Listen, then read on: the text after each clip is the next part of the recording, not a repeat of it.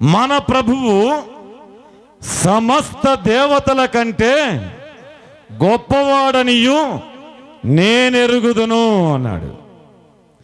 యెహోవా గొప్పవాడనియు మన ప్రభువు సమస్త దేవతల కంటే గొప్పవాడు. సమస్త దేవతల కంటే గొప్పవాడు. కీర్తనల గ్రంథం 97వ అధ్యాయం 7వ వచనంలో సమస్త దేవతలు సాగిలపడి ఆయనకు నమస్కారము చేయను. దానియేలు గ్రంథం 2వ అధ్యాయంలో దానియేలుతో అంటున్నాడు, దానియేలు నీవు సేవించుచున్నటువంటి దేవుడు దేవతలందరికీ దేవుడై ఉన్నాడు. కొట్టు గట్టిగా చప్పట్లు. దేవతలందరికీ దానియేలు నీవు ఆరాధించిన దేవుడు, సింహపు నోళ్లను మూయించిన దేవుడు, సింహాలలో నుంచి రక్షించిన దేవుడు, దేవతలకి నీ దేవుడు దేవుడై ఉన్నాడు అన్నాడు. మన ప్రభువు సమస్త దేవతల కంటే గొప్పవాడు. ఈ లోక దేవతలన్నీ చప్పట్లు కొడుతూ పాడదాం.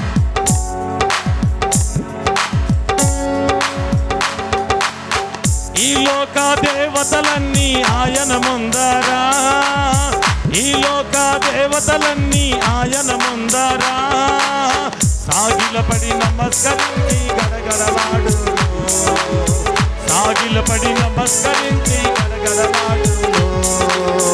ఈ లోక దేవతలన్నీ, ఈ లోక దేవతలన్నీ, ఈ లోక దేవతలన్నీ ఆయన ముందరా సాగిలపడి నమస్కరించి గడగడలాడును, సాగిలపడి నమస్కరించి గడగడలాడును. వంగని మోకాళ్ళన్నీ, వంగని మోకాళ్ళన్నీ యేసయ్య ఎదుట వంగిపోవును, యేసయ్య ఎదుట వంగిపోవును. యేసు రాజుగా వచ్చుచున్నాడు, భూలోకమంతా తెలుసుకుంటాడు. యేసు రాజుగా వచ్చుచున్నాడు, భూలోకమంతా తెలుసుకుంటాడు.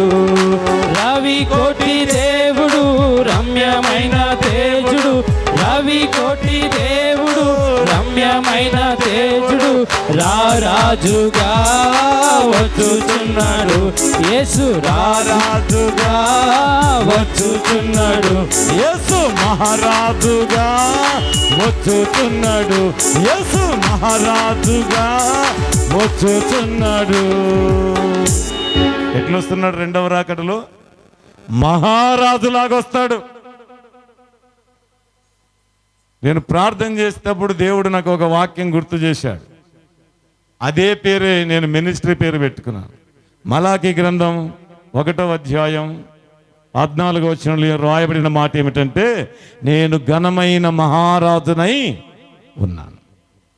యెహోవానైన నేను ఘనమైన మహారాజునై ఉన్నాను.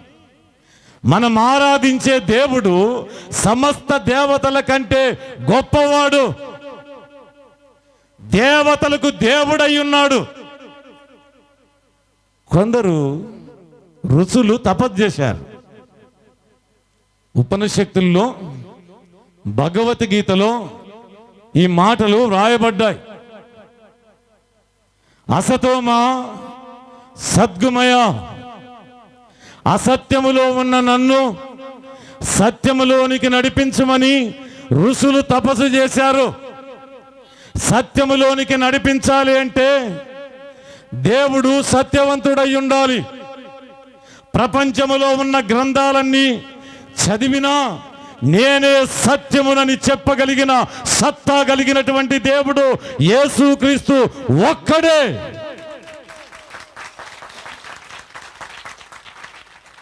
తమసోమ జ్యోతిర్గమయ.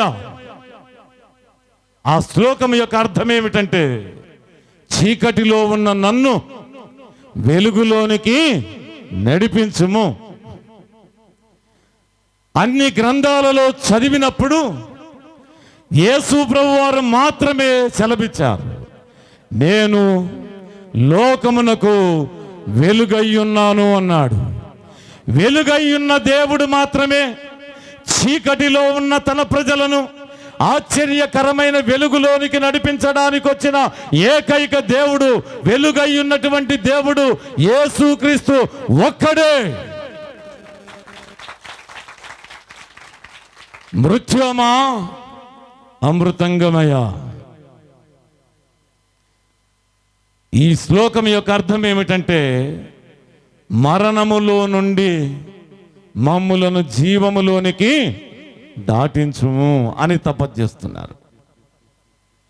మరణములో నుంచి జీవములోనికి దాటించాలి అంటే మరణాన్ని జయించిన వాడై ఉండాలి, నిత్యము జీవించుచున్న దేవుడై ఉండాలి. యోహాను సువార్త 11వ అధ్యాయం 25వ వచనంలో వ్రాయబడిన మాట ఏమిటంటే, అందుకు యేసు, పునరుద్ధానమును జీవమును నేనే, నా యందు విశ్వాసం ఉంచిన వాడు చనిపోయినా మరలా తిరిగి బ్రతుకుతాడు, బ్రతికి నా యందు విశ్వాసం ఉంచిన వాడు మరెన్నడూ చనిపోడు. మరణములో నుంచి జీవములోనికి నడిపించగలిగిన శక్తి కలిగిన దేవుడు యేసుక్రీస్తు ఒక్కడే.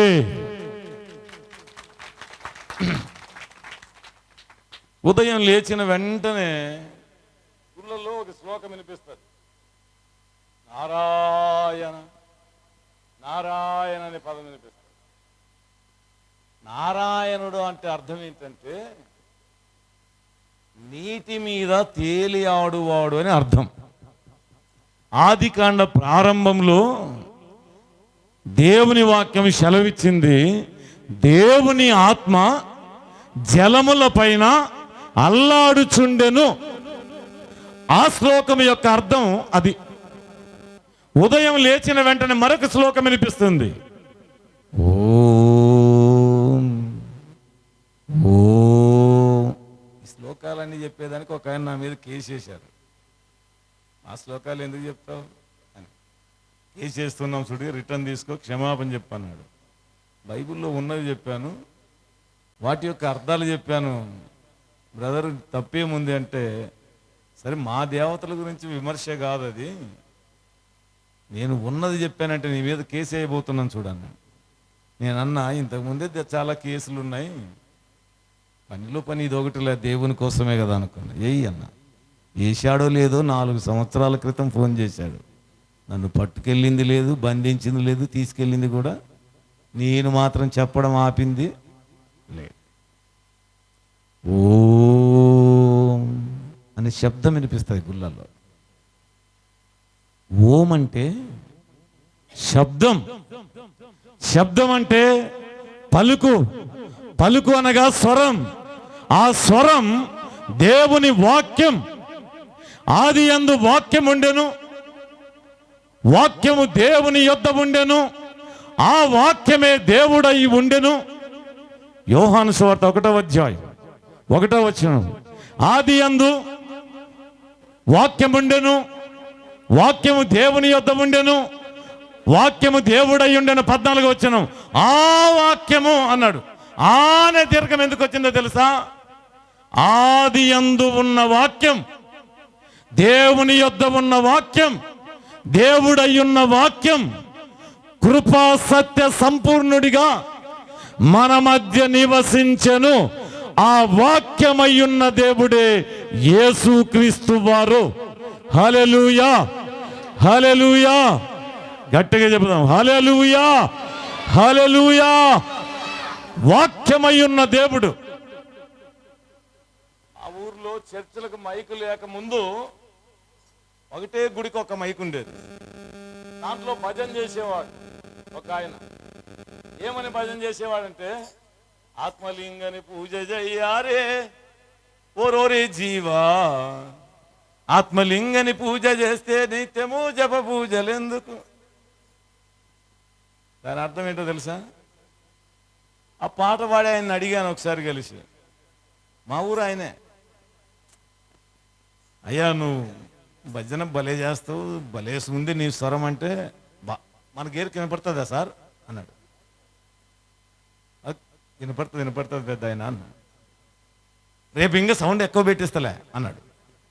సర్లే మంచిదే కానీ ఆ శ్లోకం యొక్క అర్థం ఏంటి ఏమన్నా తెలుసా అంటే, ఏమన్నాడు తెలుసా? ఈ గుళ్ళో మా నాన్న అదే పాట పాడుతూ భజన చేసేవాడు. మా నాన్నను చూసి నేను నేర్చుకున్న పాట. ఇప్పుడు నాకు వయసు అయింది కదా, నా పెద్ద కుమారుడు కూడా అదే పాట నేర్చుకున్నాడు, అదే గుళ్ళో పాడుతున్నాడు, అదే రాగం అదే తాళంతో పాడుతున్నాడు. కానీ ఆ పాట యొక్క శ్లోకం యొక్క అర్థం నాకు అంత లోతు తెలియదు అన్నాడు. ఆ శ్లోకం యొక్క అర్థం ఏంటో తెలుసా? ఒక ఆమె అంటుంది, యాకోబు కంటే నువ్వు గొప్పోడు అన్న ఆమె అంటుంది యేసు ప్రభుతో, నీవు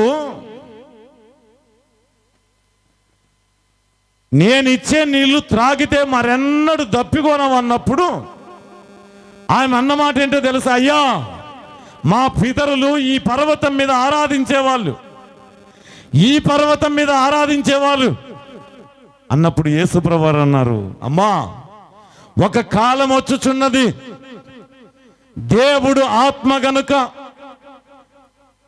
ఆయనను ఆరాధించువారు ఆత్మతో సత్యముతో ఆరాధించవలెనని ఆయన కోరుకుంటున్నాడు.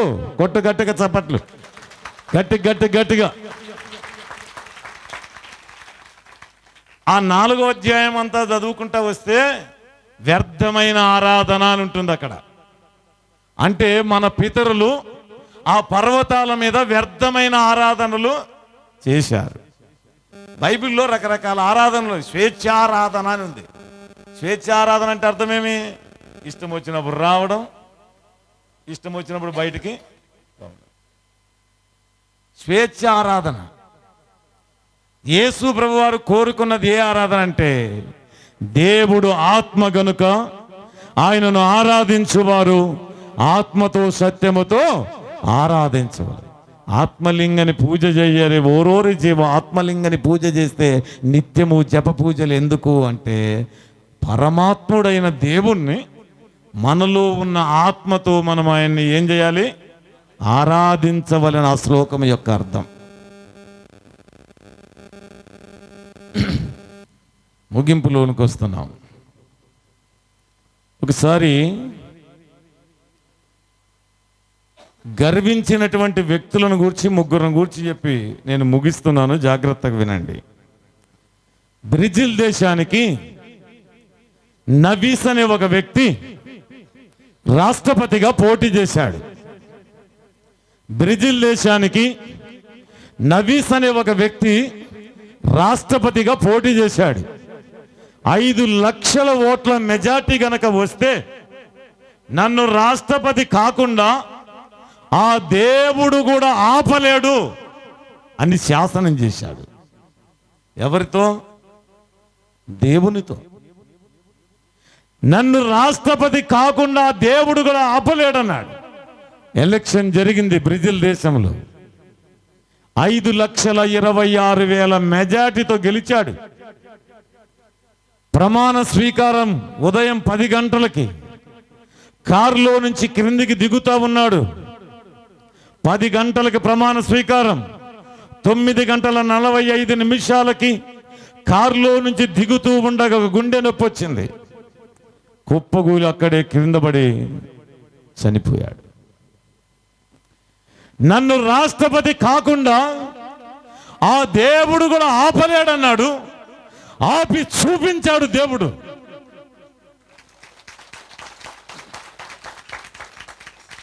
అమెరికా దేశంలో మెర్లిన్ మోన్రో అనే ఒక సినిమా హీరోయిన్ ఉండేది. ప్రపంచ అందగత్యలలో గొప్ప పేరుగాంచిన అందగత్య, గొప్ప యాక్టర్. ఆమెకు గొప్ప దైవజనుడైన బిలీ గ్రహం గారు ఫోన్ చేశారట. అమ్మా, నీవు చనిపోక మునుపు దేవుడు నాకు తెలియజేశాడు, ఒక్క 5 నిమిషాలు నీ ఇంటికి వచ్చి దేవుని వాక్యం చెప్పాలనుకున్నాను, నీవు పర్మిషన్ ఇస్తే నీ ఇంటికి వస్తాను తల్లి అన్నాడు. మామూలు దైవజనుడు కాదు ఆయన. ఆయన కూడా గొప్ప పేరు ప్రఖ్యాతిగాచినటువంటి దైవజనుడు బిలీ గ్రహం గారు. మెర్లిన్ మోన్రాయ్ గారు ఏమన్నారు తెలుసా? నేను ఇప్పుడే చావను, చాలా చిన్న వయసు దాన్ని, చాలా పెద్ద యాక్టర్ని, నా చుట్టూ నా వెంట ఎక్కడికి వెళ్ళినా డాక్టర్లు ఉంటారు, నేను ఇప్పుడే చావను, నీవు రావద్దు, నీ వాక్యము వద్దు, అసలు దేవుని సంగతులు చెప్పడానికి నా ఇంటికి రావద్దు, ఇప్పుడే నేను చావను అని మాట్లాడింది. గర్భపు మాటలు. అలా మాట్లాడిన 8వ రోజున షూటింగ్కి వెళ్ళి అర్ధరాత్రి ఇంటికి వచ్చి మత్తు గుళికలు మింగి ఆత్మహత్య చేసుకొని చనిపోయింది. నేను ఇప్పుడే చావను, ఆ దేవుని గురించి నాకు చెప్పడానికి రావద్దు అనింది. చావను అనింది. చంపి చూపించాడు దేవుడు. కెనడా దేశంలో థోమస్ ఆండ్రూస్ అనే ఒక వ్యక్తి ఉండేవాడు. అతడు టైటానిక్ అనే పడవని కనిపెట్టాడు. ఆ పడవ మీద ఒక సినిమా కూడా తీశారు. ఆ టైటానిక్ అనే సినిమా ఎవరైనా చూశారా? చెయ్యొద్దండి అంటే ఎవరు ఎత్తారు? మీరు ఎందుకు ఎత్తారో తెలుసా? సినిమా చూసిన సంగతి బయటపడతామని. టైటానిక్ అనే పడవని కనిపెట్టినప్పుడు దాన్ని తయారు చేసినటువంటి థోమస్ ఆండ్రూస్ గారు అట్లాంటిక్ సముద్రంలోనికి పంపుతూ ఇలా మాట్లాడాడు. ఈ పడవని బహు విలువైన బలమైన పరికరాలతో నేను తయారు చేశాను. ఈ పడవని పగలగొట్టడానికి ఆ దేవునికి కూడా చేత కాదన్నాడు. ఎవరికి కాదు చేత? ఈ పడవని బహు విలువైన బలమైన పరికరాలతో నేను తయారు చేశాను, ఈ పడవను పగలగొట్టడానికి ఆ దేవునికి కూడా చేత కాదంటూ జెండా ఊపుతూ అట్లాంటిక్ సముద్రంలోనికి పంపించాడు. పంపిన 3వ దినాన ఐసు కొండలకు ఢీకొని 2 ముక్కలైపోయింది. 1700 మంది చనిపోయారు ఆ పడవలో ఉన్నవారు. ఈ పడవని పగలగొట్టడానికి ఆ దేవునికి కూడా చేత కాదన్నాడు. పగలగొట్టి చూపించాడు దేవుడు. కొట్టేదేదో గట్టి కొట్టండి.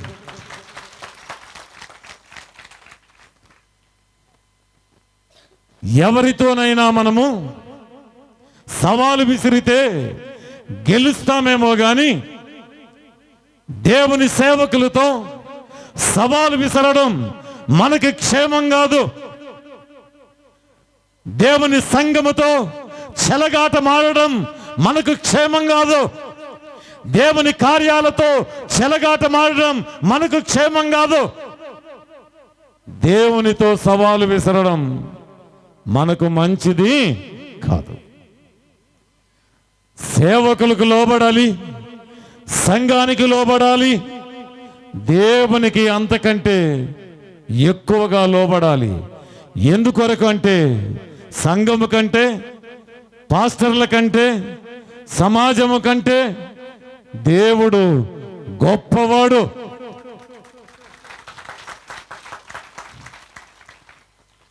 మనం ఆరాధిస్తున్నటువంటి దేవుడు దేవాలయం కంటే గొప్పవాడు, సొలొమోను కంటే గొప్పవాడు, యోహాను కంటే గొప్పవాడు, అబ్రహాము కంటే గొప్పవాడు, యోనా కంటే గొప్పవాడు, సమస్త దేవతల కంటే గొప్పవాడు, యాకోబు కంటే గొప్పవాడు.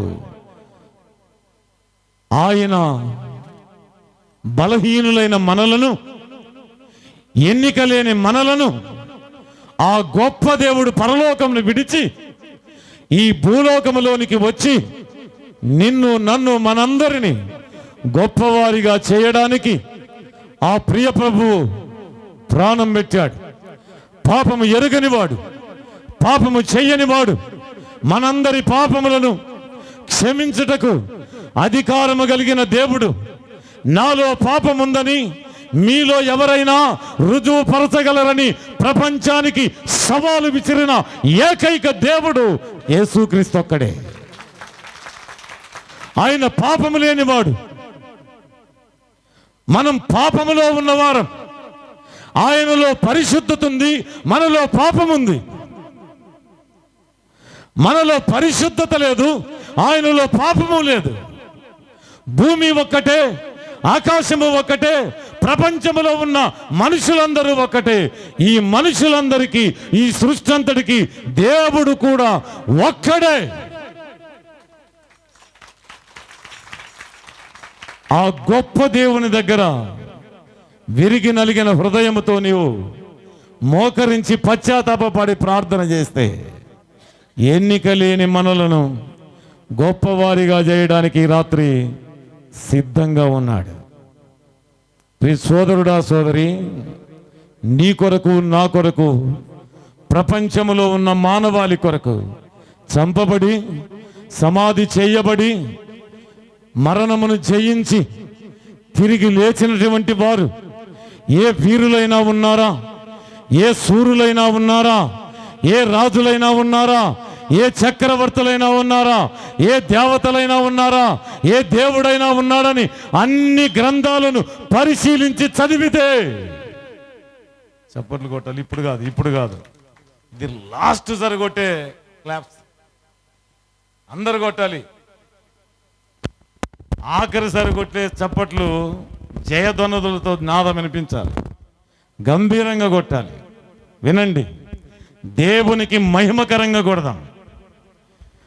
ప్రపంచ చరిత్రలో మరణమును జయించి తిరిగి లేచినటువంటి వారు ఏ వీరులైనా ఉన్నారా, ఏ శూరులైనా ఉన్నారా, ఏ రాజులైనా ఉన్నారా, ఏ చక్రవర్తులైనా ఉన్నారా, ఏ దేవతలైనా ఉన్నారా, ఏ దేవులైనా ఉన్నారా అని అన్ని గ్రంథాలను పరిశీలించి చదివితే మరణమును జయించి తిరిగి లేచిన ఒకే ఒక దేవుడు యేసుక్రీస్తు ఒక్కడే. గట్టిగా గట్టిగా గట్టిగా గట్టిగా